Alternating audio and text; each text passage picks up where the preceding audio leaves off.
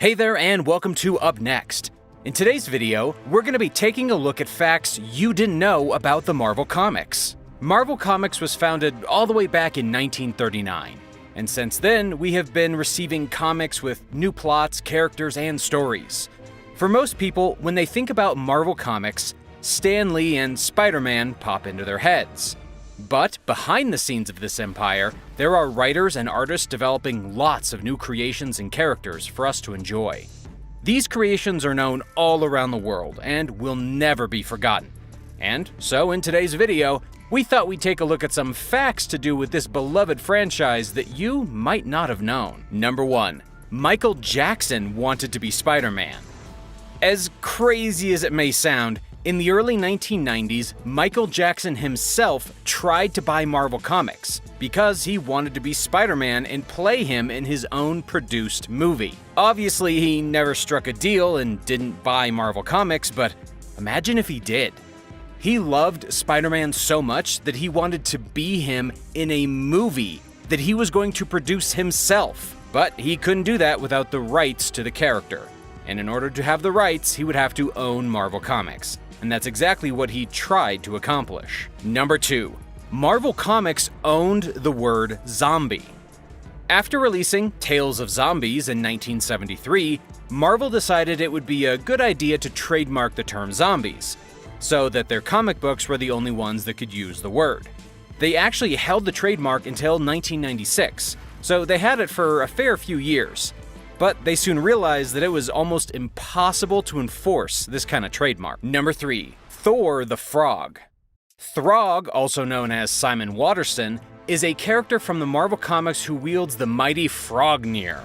Although the character physically resembles the form that Thor was once trapped in, Throg is a completely different character who shares a portion of the god's powers. Many people may have thought that Throg was Thor while trapped in his frog form, but that isn't the case. Number 4. No werewolves allowed. The Marvel Comics were forbidden to use werewolves in their stories because of the Comics Code Authority. So, writers had to come up with a clever way to introduce them without actually introducing them. The code was put in place in 1954 because people wanted comics to be more family-friendly and contain more kid-friendly material. The violence and gore needed to be cut out, and so this resulted in Marvel Comics having to get rid of werewolves altogether. There was actually a ban put in force on creating these terrifying creatures. The character known as Sauron, who was introduced in X-Men number 60 by Roy Thomas and Neil Adams, was a were-pterodactyl, which got around the code pretty nicely.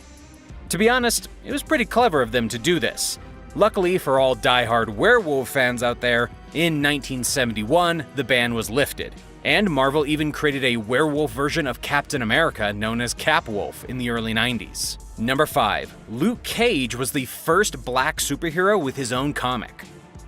Luke Cage is a fairly well-known Marvel hero, and it turns out that he was the first black superhero to own his own comic book.